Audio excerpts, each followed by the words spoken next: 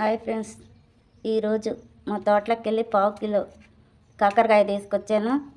జ్వరం తగిలిన నోటికి అలాగే బాలింతలకి ఈ కాకరకాయ ఇట్లా చేసి పెడితే చాలా టేస్ట్కరంగా రుచికరంగా ఉంటుంది. నోరు చేదెక్కిన వాళ్ళు కూడా ఇలా తింటూ ఉంటారు, అనారోగ్యం ఉన్నోళ్ళు.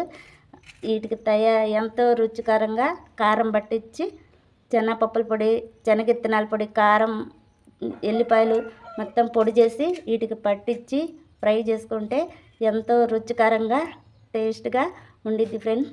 వీటికి తగినంత ఎల్లిపాయలు, 3 స్పూన్లు కారం, 3 స్పూన్లు శనగిత్తనాలు, అలాగే 3 స్పూన్లు శనగపప్పు, ఈ 3 కలిసి మిక్సీ జారు చేసుకొని ఈ కాకరకాయల్లో పట్టించి ఫ్రై చేస్తాను. తయారు చేసే విధానం చూపిస్తాను ఫ్రెండ్స్. ఇదిగో ఫ్రెండ్స్, కొంచెం వేడి నీళ్ళల్లో కొంచెం ఉప్పు,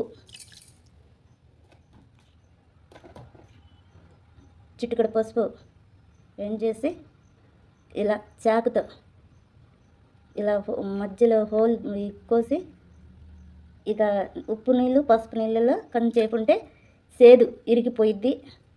తింటుంటే కాయలకు బాగా టేస్ట్కరంగా ఉండిద్దని నేను ఇలా చేస్తున్నాను. ఇవన్నీ ఇట్లా ఉంచి ఒక 10 నిమిషాలు ఉంచి వీటిని 10 నిమిషాలు వండిన తర్వాత కొంచెం ఉప్పు పసుపు కాయలకు పట్టిన తర్వాత ఇక నూనెలో వేసేటప్పుడు తీసి ఈ కాసేపున తర్వాత నానొచ్చి ఇలా పిసకాలి. ఇలా పిసికి అన్నీ ఇలా ఒక్కొక్కటి పిసికిన తర్వాత ఇలా గట్టిగా పిండి ఒక బౌన్లో తీసుకోవాలన్నమాట. 10 నిమిషాలు ఉండాలి. 10 నిమిషాలు ఉన్న తర్వాత తీయాలి. అప్పుడు చేదంతా విరిగి మనం దాంట్లో కొంచెం బెల్లం ముక్క కూడా వేసుకోవచ్చండి. అది కూడా వేస్తాను నేను టేస్ట్గా చేదిరగటానికి చాలా రుచికరంగా ఉండిద్ది.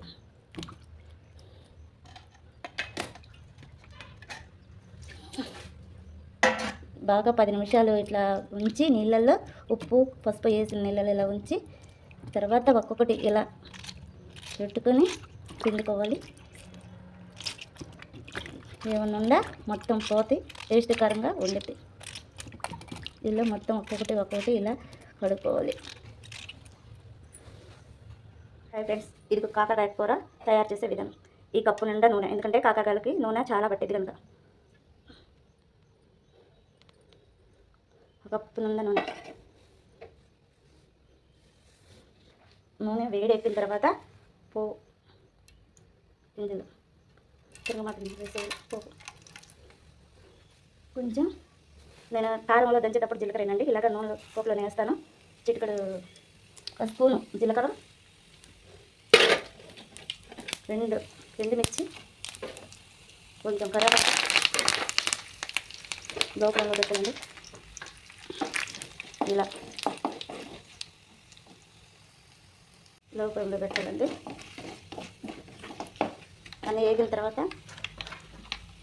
ఇందులో ఉప్పు నీళ్ళు వాటర్ పోసుకోకుండా ఇందులో వేయాలి.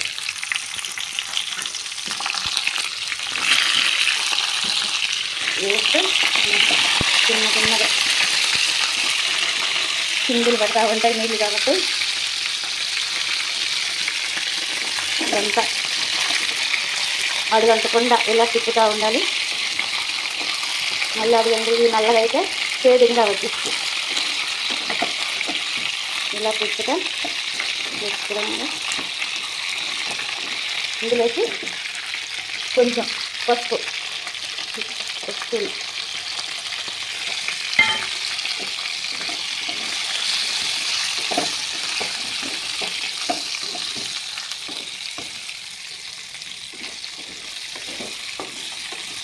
ఇలా తయారు చేసుకుంటూ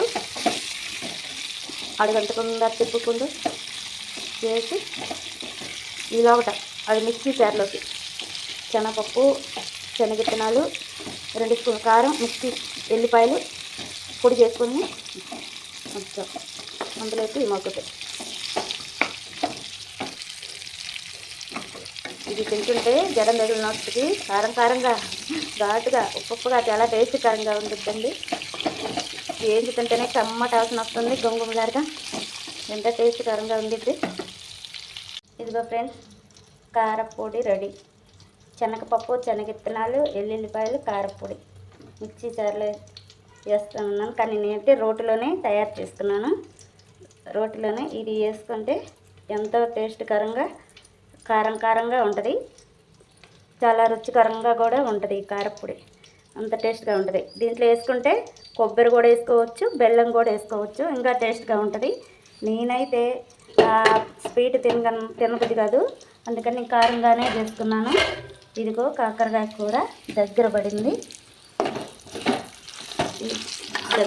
కాకరకాయ కూర.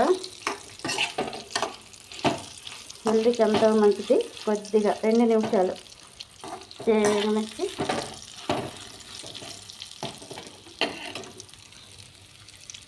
ఇందులో తగినంత ఉప్పు, 2 స్పూన్ల ఉప్పు. ఇందులో తయారు చేసిన కారపొడి ఈ 2 వేసి నేను కొంచెం నూనె తక్కువ వేసుకున్నానులేండి.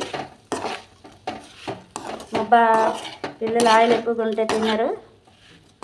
ఇలాగ అన్నీ టేస్ట్కరంగా వేయించుకున్న తర్వాత 2 నిమిషాలు అట్ట లో ఫ్లేమ్లో ఉంచుకొని తింటే ఉంటుంది. వేడి అన్నంలో ఈ ఘాటైన కారం కాకరకాయ వేసుకొని తింటే ఎంతో టేస్ట్కరంగా ఉంటుంది ఫ్రెండ్స్. జ్వరం తగిలిన వాళ్ళైనా, జలుబు చేసిన వాళ్ళైనా అన్నీ కారంగా చాలా విధిగా ఉంటుంది. కారంగా రుచికరంగా, ఎంతో రుచికరంగా ఉండిద్ది. మెత్తగా ముక్క ఇలా మెత్తగా తయారు చేసుకుని ఇప్పుడు స్టవ్ ఆఫ్ చేసుకొని నేనైతే ఒక బౌల్లో తీసుకుంటున్నానండి. కాయలు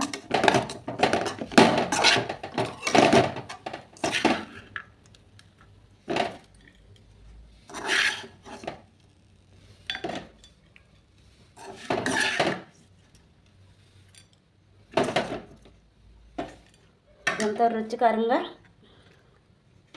ఈరోజు మా పిల్లలైతే బాగా చేసావు మమ్మీ అని చెప్పి అడుగుతారు, తింటారు కూడా. చాలా టేస్ట్కరంగా ఉంటుంది. జలుబు చేసిన వాళ్ళకి, జ్వరం తగిలిన వాళ్ళకి చాలా తింటుంటే రుచిగా ఉంటుంది. నచ్చిన వాళ్ళు లైక్ కొట్టండి, సబ్స్క్రైబ్ చేయండి ఫ్రెండ్స్. Bye friends.